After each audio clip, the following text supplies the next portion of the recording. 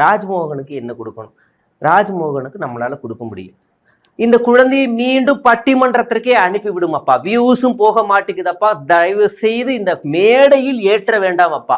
திருச்சியிலே கடல் இல்லை என்று யார் சொன்னது என்று ஒரே டைலாக்கை பல மேடைகளில், மதுரையிலே கடல் இல்லை யார், ஈரோட்டிலே கடல் இல்லை யார் என்று சொன்னது, வேலூரிலே லூசு பயலே, வேறு ஏதாவது நல்ல வார்த்தைகளை அவரிடம் சொல்லும் அப்பா. அந்த மாதிரி பேசும் மாதிரி அவரை உற்சாகப்படுத்தும் அப்பா. அவரை தயவு செய்து தட்டி எழுப்பும் அப்பா. அடுத்ததாக நாஞ்சில் அண்ணன் இருக்கிறார். நேற்று, அதாவது கடந்த 2 நாட்களாக மிகப்பெரிய மனவேதனையில் இருக்கிறார் அப்பா.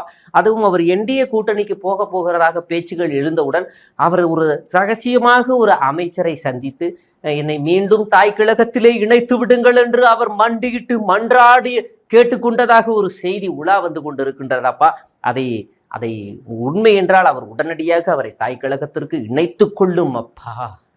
வேற யாருக்காவது புசியானந்தா மனுஷங்களுக்கு தான் பண்ணுவோம், அது சரி போய் பண்ணி தொலைலாம். கலெக்ஷன் கமிஷன் கட்டிங் அப்படி என்று மட்டுமே ஒரு மனிதனால் எப்படி வாழும் அப்பா? அவருக்கு திருத்தி கிருமி போஜனம், அதை வேறையா, சரி, அவரை திருத்தி அவரை சாத்தான் வழிகளிலிருந்து அவரை நல்வழிப்படுத்தும் அப்பா, நல்வழிப்படுத்தும் அப்பா. பூசணிக்காயில் இருந்து இருக்கக்கூடிய 1 ரூபாயை கூட அவர் விட்டு வைக்க மாட்டுகிறாரப்பா. அந்த அளவுக்கு மிக மோசமாக இருக்கிறாரப்பா. சாவு ஊர்வலத்தில் சில்லறைகளை சிதறவிட்டால் அந்த சில்லறைகளை கூட பொறுக்கக்கூடிய நபராக அவர் இருக்கிறாரப்பா. இப்படி ஒரு கஞ்சனை என் வாழ்நாளில் பார்த்ததில்லை. அவர் உடனடியாக திருத்தி ஒரு நல்ல அரசியல்வாதியாக அவரை மாற்றும் அப்பா. அது உன்னாலே முடியாது என்று எனக்கு தெரியும், இருந்தாலும் முயற்சி செய், அதென்று நான் இந்த இடத்திலே சொல்லிக்கொள்ள விரும்புகின்றேன். இப்படி உங்களுக்கு யாருக்கெல்லாம் நான் ஜெபம் பண்ணணும்னு நீங்கள் நினைக்கிறீங்களோ தாராளமாக நீங்கள் வந்து சொல்லுங்கள். நான் கிறிஸ்டியன் ஸ்கூலில் தான் படித்தேன், அதனால் இது நமக்கு கைவந்த கலை. அந்த பைபிள்லாம் படித்து எக்ஸாம்லாம் கூட எழுதியிருக்கேன் நான். சரி, இன்னைக்கு எக்ஸ்க்ளூசிவ் போவோமா? எக்ஸ்க்ளூசிவ் பொறுத்த வரைக்கும் ஒன்றும் இல்லைங்க.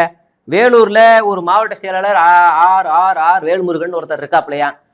2021 அது ஒரு ஒருங்கிணைந்த மாவட்டமாக இருந்துச்சு வேலூர். இந்த ராணிப்பேட்டை, திருப்பத்தூர் இவங்களாம் ஒன்றா இருந்தாங்க. அப்போ இந்த விலையில்லா விருந்தகம்னு சொல்லி ஒன்று ஆரம்பித்தாங்க. அப்போ நம்ம தளபதி அரசியலுக்கு வரல. ஆரம்பித்த உடனே அந்த மாவட்டம் 3ஆ பிரியும் போது பதவியை தரேன்னு சொல்லி ஒரு மாவட்டத்துக்கு செயலாளரை போடுறேன் அப்படின்னு சொல்லி பல லட்சங்களை வாங்கி உடனடியாக அன்றே தன்னுடைய அப்பாவுக்கோ இல்லை ஒய்ஃபுக்கோ அவர் அக்கௌண்ட்ல டிரான்ஸ்ஃபர் பண்ணி பல செல்வாக்குகளை சம்பாதித்து செல்வ செழிப்பாக இருந்து கொண்டிருக்கின்றார். இப்போ வரைக்கும் கீழே இருக்கக்கூடிய பதவிகள் எல்லாத்துக்குமே அவர் பண்ணி கொண்டிருக்கிறார்.